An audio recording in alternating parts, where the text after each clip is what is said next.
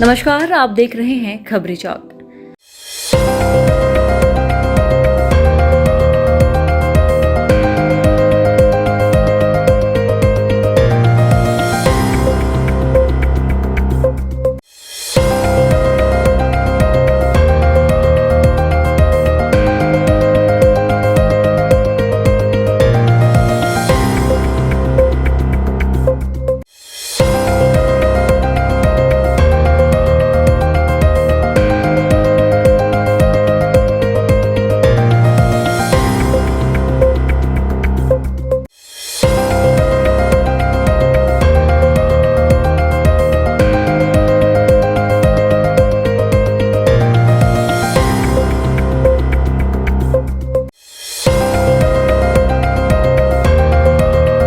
ऐसा नहीं हो मैं मारबो करता हूँ, ऐसे शब्द का प्रयोग करते हैं, ये बहुत गलत है।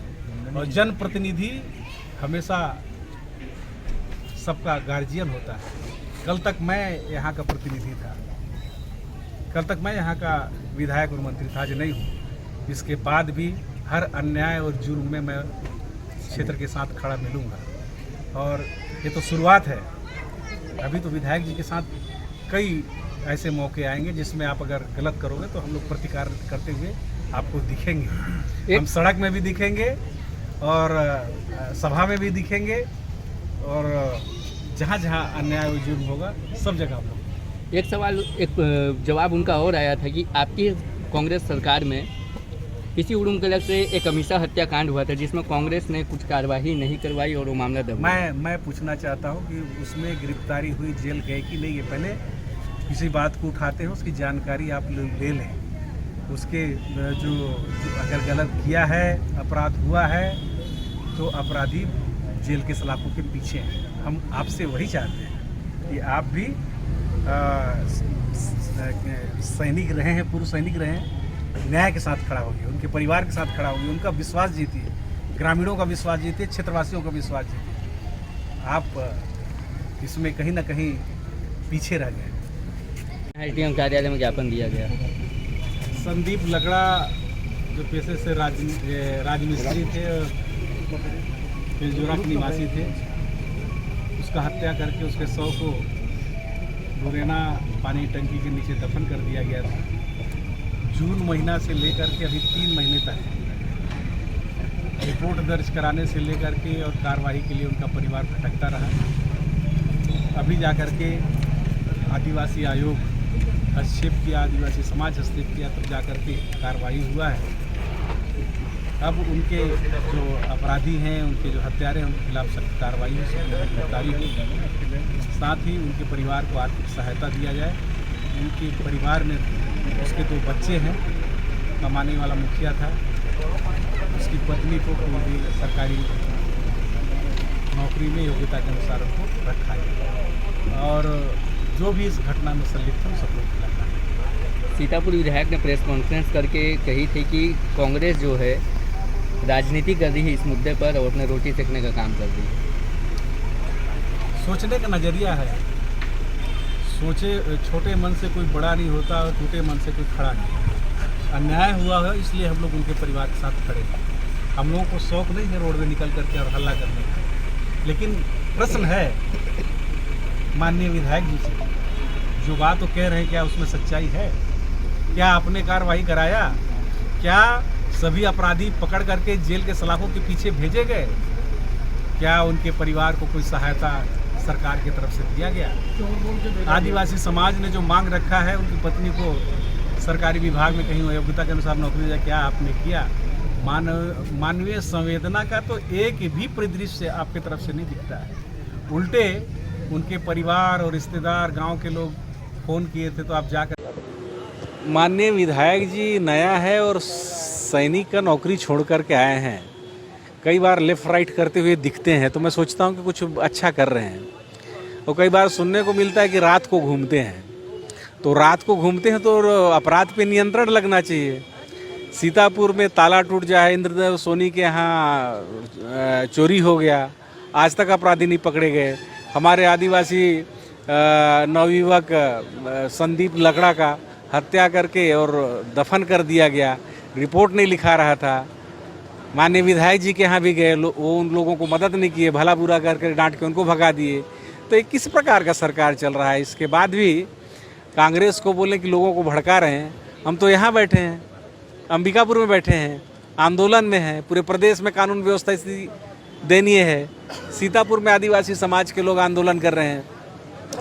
तो आप भी तो रात रात को मृतक परिवार के घर जा रहे हैं, दिन में क्यों नहीं जाते हैं? आपको क्या ऐसा वो सूर चढ़ा है कि रात रात को घूमते हैं? रात को काम क्या करते हैं? रात को सोने का समय रहता है, आप रात को जाते हैं। जाना है तो दिन के उजाले में जाइए और सबके सामने बात करिए। इसके बाद आपको जवाब भी मिलेगा और आपको कर्तव्य बोध भी होगा, और आप जो अगर गलत कर रहे हैं उसका भी बोध होगा।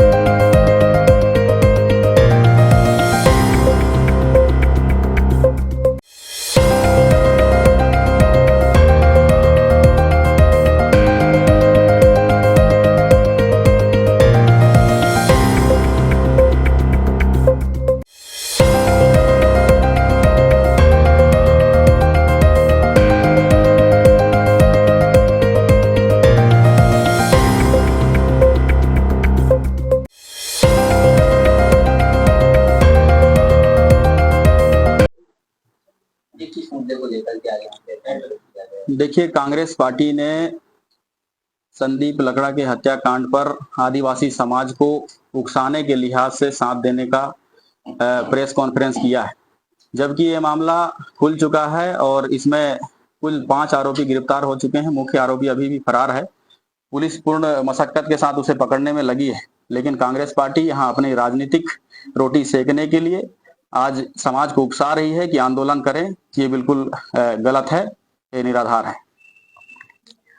और साथ ही साथ ये विष्णुदेव साय जी की सरकार है, जिसमें पूर्ण रूप से हम पीड़ित पक्ष के साथ खड़े हैं, सरकार भी खड़ी है। और इसी को जीता जाता देखा ये जा सकता है कि केवल आरोपियों को पकड़ने का ही काम नहीं, उनके संपत्ति के ब्यौरे से लेकर उनके टेंडरों को निरस्त करने का भी कार्य किया गया है, जो कि एक बहुत बड़ा कठोर कार्रवाई कहा जा सकता है। लेकिन इन सभी कार्रवाइयों को देखते हुए भी अगर कोई पार्टी इस तरीके से केवल समाज को उकसाना या भड़काना चाहता है, तो यह शांति भंग करने या तो राजनीतिक द्वेष के कारण से ये करने जैसा कृत्य सामने आ रहा है। लेकिन मैं इसमें यह कहना चाहूंगा कि यदि इतना ही संवेदनशीलता है कांग्रेस पार्टी में या इतना ही साथ देने की उत्सुकता है कांग्रेस पार्टी में, तो आज से पूरे 5 साल कांग्रेस की पार्टी ने छत्तीसगढ़ में शासन चलाया। उस दौरान अपराधों की श्रेणी अगर देखी जाए तो बहुत लंबी चौड़ी लिस्ट है, जिसमें से मैं एक अपराध का जिक्र करूंगा कि अमीषा कुजूर हत्याकांड, जिसमें कांग्रेस के किसी भी नेताओं के द्वारा किसी प्रकार का कठोर कार्रवाई तो बहुत दूर की बात है, इसमें संवेदना भी व्यक्त नहीं की गई। उनके पार्टी के द्वारा परिवार के साथ नहीं खड़े होना से लेकर जांच तक की बात नहीं कही गई और केस को बहुत ही सोची समझी तरीके से दबाने का प्रयास किया गया। लेकिन आज भारतीय जनता पार्टी की सरकार बनने के बाद आज जांच खुली हुई है और फिर इसमें दोषियों को सजा मिलने की जो जांच है वो कार्रवाई जारी है। ये घटना कहां से संबंधित है सर, जो आप अभी बता रहे हैं? ये मणिपुर थाना क्षेत्र में 2021 में एक हत्या हुई थी, जो इसी सीतापुर विधानसभा क्षेत्र ओडमकेला की निवासी के साथ। आरोपी कहाँ गए हैं सर? अभी पुलिस जांच कर रही है, SIT गठित है, जिसमें बहुत सारे फाइल खुलने की आशंका है। महोदय, PCC अध्यक्ष बयान आया है कि सत्ता पक्ष इस मामले को दबाना चाह रही थी। मैं पहले ही कहा इस विषय में कि केवल इस तरीके से आपराधिक मामलों में राजनीतिकरण करना ही एक इलाज नहीं है। इसलिए जो जिम्मेदार सदस्य होते हैं उनको इस बात को बहुत ध्यान से टिप्पणी करनी चाहिए कि सरकार इस पे काम कर रही कि नहीं कर रही। और इसको सभी देख रहे हैं कि जिस तत्परता के साथ आज केस को लेकर पुलिस हो चाहे प्रशासन हो इस पे एक्शन ले रही है, इस पे किसी प्रकार से नहीं लगता है कि सत्ता पक्ष दबाने के पक्ष में है। महोदय, परिजन लाश अभी तक नहीं है, इसके पीछे वजह क्या है? परिजन ने समाज के धरना के सामने में एक कमिटमेंट किया था कुछ मांगों को लेकर, जिस मांगों को शासन द्वारा माननीय मुख्यमंत्री जी के पास समक्ष रखा गया है। इस पर निर्णय और फिर जो आरोपी को गिरफ्तार मुख्य आरोपी करने की बात रखी गई थी, तो उस पर भी पूरी ताकत के साथ पुलिस लगी हुई है। आप चाहेंगे कि परिजन शव का अंतिम संस्कार करें? बिल्कुल, मैं इसके लिए भी मैं क्या सभी चाहेंगे कि आज देखिए तीसरा दिन हो गया जो कि अ, लाश मृतक शरीर जो दफन किया गया था वो मिला हुआ है, उसको इस तरीके से रखना उचित नहीं है, इसलिए अंतिम संस्कार किया जाना चाहिए। लेकिन समाज ने यदि कमिटमेंट किया है तो इस पे समाज ही निर्णय कर सकती है।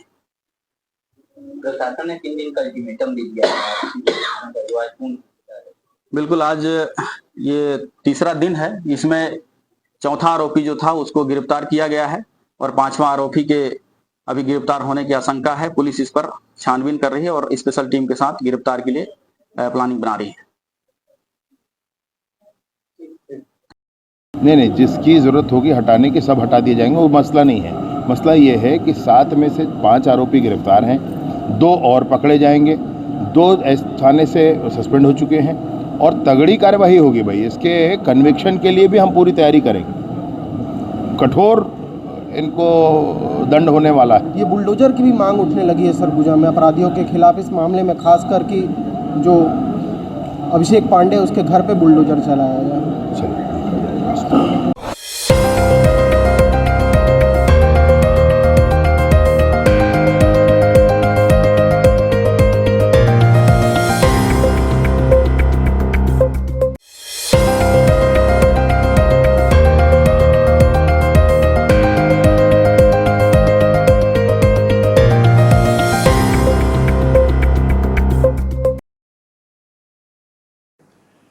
विगत दिनों दुर्भाग्य से संभाग में, जिले में कानून व्यवस्था की स्थिति एकदम चरमराई सी दिख रही है। कुछ दिन पहले सूरजपुर जिले में जानकारी मिली कि एक परिवार, अल्पसंख्यक परिवार, ईसाई परिवार थे, उनके घर में एक दल के लोग घुस के मारपीट करते हैं और जिनसे मारपीट होती है उनको जेल में बंद किया जाता है।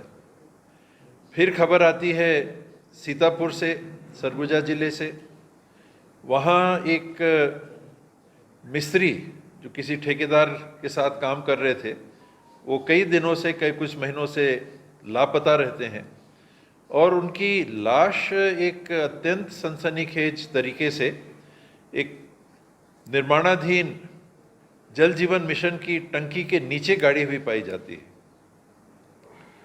उस जघन्य कांड के कुछ दिन ही बीतते हैं तो सरगुजा जिले के ही बतौली लुंड्रा विकासखंड में, जहां भूसे का काम के लिए हॉपर बनाया गया था, उसमें कोयला लाद के फैक्ट्री में काम लिया जा रहा था। वो हॉपर स्वाभाविक है कि अगर भूसे के वजन को लेने के हिसाब से बनाया गया था और कोयला का इस्तेमाल उसमें हो रहा था तो हादसा होना ही था। वो हॉपर टूटता है, गिरता है, 4 लोगों की मृत्यु होती है। और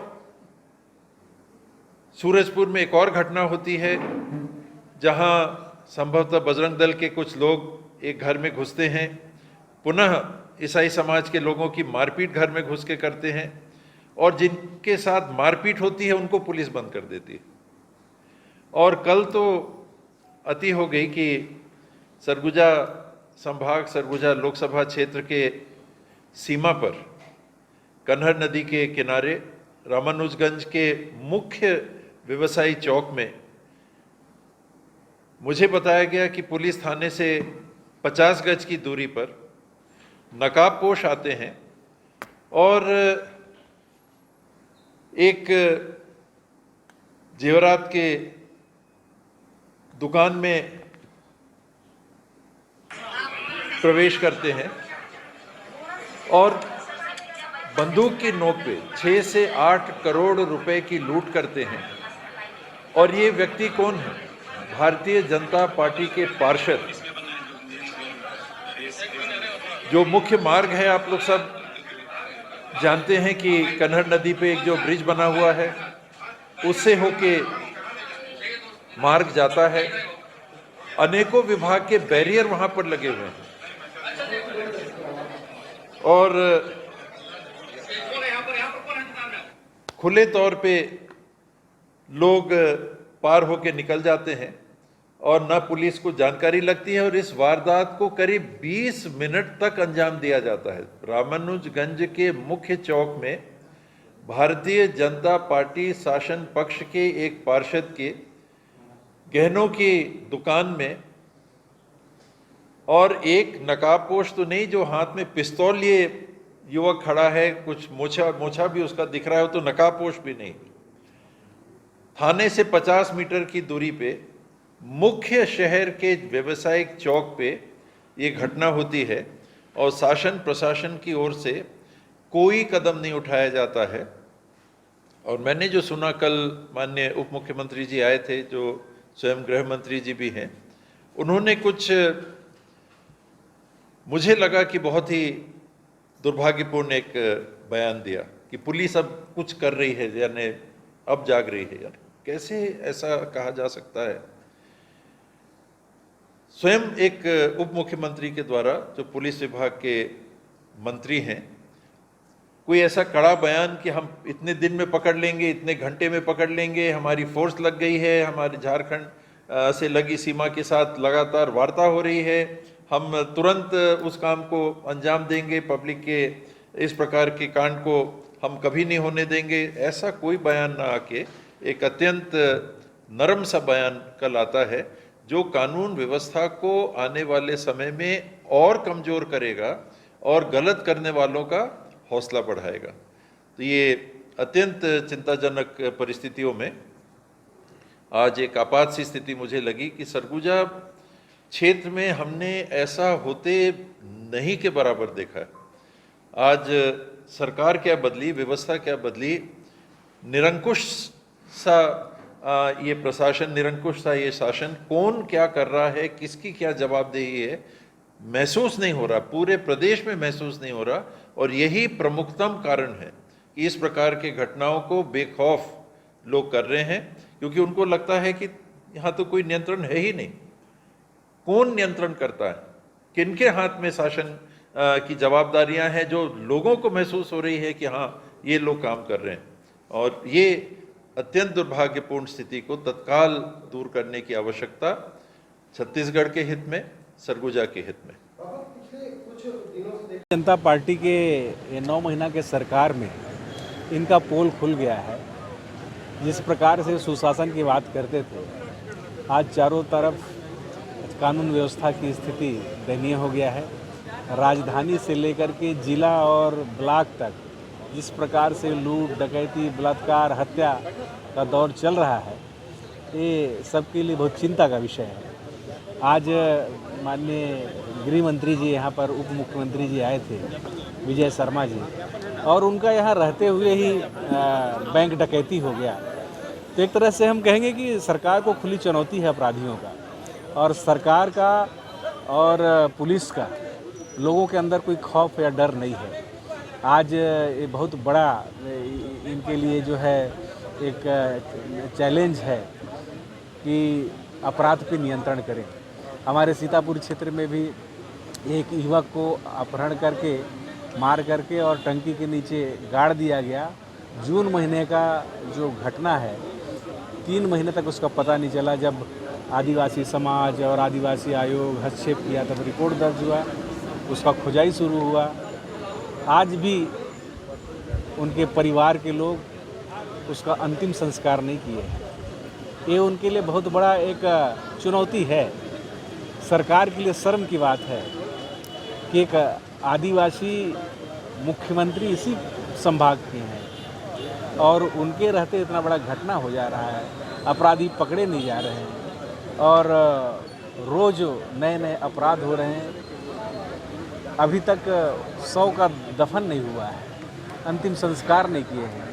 ये आपके लिए एक चुनौती है और उस चुनौती को जब तक आप ठीक नहीं करेंगे, सबके अंदर एक डर और खौफ का माहौल बना हुआ है।